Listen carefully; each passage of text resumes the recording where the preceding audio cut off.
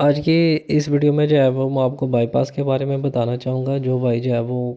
جن کی مشینیں جو ہے وہ کچہریوں میں لگی ہوتی ہیں یا نادرا کے دفتر کے باہر،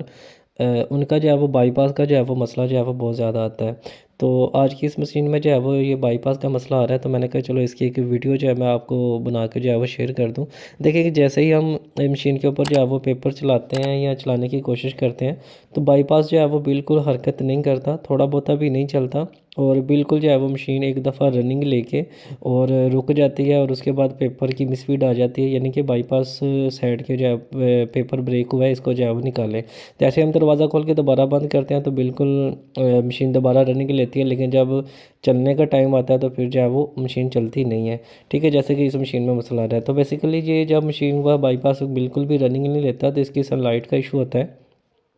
تو سن لائٹ کو چیک کرنے کا طریقہ کار جو ہے وہ صرف بہت ہی آسان ہے، جیسا کہ میں آپ کو پہلے بھی شاید کسی ویڈیو میں آپ کو بتایا ہوں کہ آپ نے جو ہے وہ اس کی جو دو تاریں ہیں اس کو آپ نے تھوڑا تھوڑا سا چھیل لینا ہے، اور ان کے اوپر جو ہے وہ اپنے ملٹی میٹر کے ساتھ جیسے فیوز کو یا لیمپ کو چیک کیا جاتا ہے ویسے جو ہے وہ آپ نے ان کو ٹیسٹ کرنا ہے، ٹھیک ہے۔ ابھی جو ہے وہ میں آپ کو یہ کر کے دکھاتا ہوں۔ دیکھیں کہ یہ ابھی جو یہ بائی پاس ہے اس کی جو سن لائٹ ہے یہ بالکل جو ہے وہ چل نہیں رہی، جس کی وجہ سے بائی پاس جو ہے وہ یہ دیکھیں میٹر جو ہے وہ بالکل جو ہے وہ نہیں چل رہا ہے، ٹھیک ہے۔ اب جو ہے وہ یہ میرے پاس دوسری سن لائٹ ہے، اس کو لگانے سے پہلے میں میٹر کے ساتھ ٹیسٹ کرتا ہوں، تو یہ دیکھیں بالکل جو ہے وہ صحیح ورک کر رہی ہے۔ تو اس سن لائٹ کو ہم سائڈ پہ کرتے ہیں، اور دوسری جو صحیح سن لائٹ ہے اس کو ہم مشین کے اندر لگاتے ہیں، اور پھر لگانے کے بعد جو ہے وہ آپ کو میں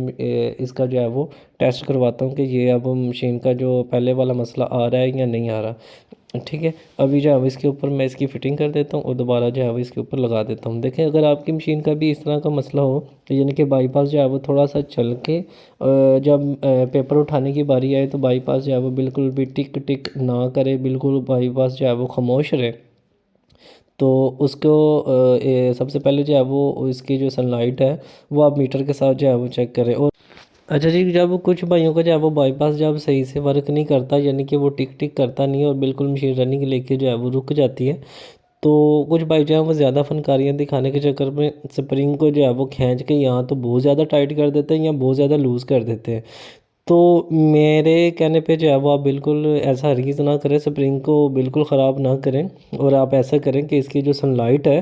اس کو جو ہے وہ ایک دفعہ چیک کریں کہ کیا سن لائٹ ٹھیک ہے۔ اگر سن لائٹ کا مسئلہ ہو تو پھر تو ظاہری بات ہے کہ آپ کو سن لائٹ ہی چینج کرنی پڑے گی، ٹھیک ہے۔ ابھی ہم نے جو ہے وہ اس کی سن لائٹ میں نے لگا دی ہے، اور اب جو ہے وہ مشین کے اندر جو ہے وہ اسے فٹ کر کے آپ کو جو ہے وہ ٹیسٹ کروا دیتے ہیں کہ مطلب کہ آپ یہ صحیح سے ورک کر رہا ہے یا نہیں کر رہا۔ تو اس کی جو ہے وہ فٹنگ کرتے ہیں اور آپ کے سامنے جو ہے وہ چیک جو ہے وہ میں کروا دیتا ہوں، ٹھیک ہے۔ تو دیکھیں کوئی بھی جو ہے وہ مسئلہ آئے تو سب سے پہلے تو اس کا پراپر طریقے سے حل دیکھنا چاہیے کہ اس کا ہے کیا، اپنے طریقے سے جو ہے وہ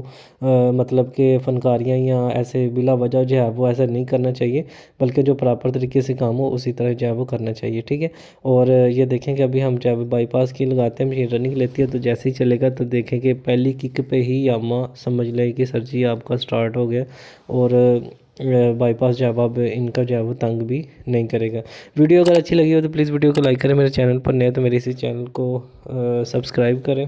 اور ساتھ میں دیے گئے بیل آئیکن کو بھی پریس کریں تاکہ آئندہ آنے والی ایسی معلوماتی ویڈیوز جو ہے وہ آپ کو پہنچتی رہیں۔ بہت شکریہ، اللہ حافظ۔ اور کوشش کریں کہ میری یہ جو ویڈیوز ہیں اپنے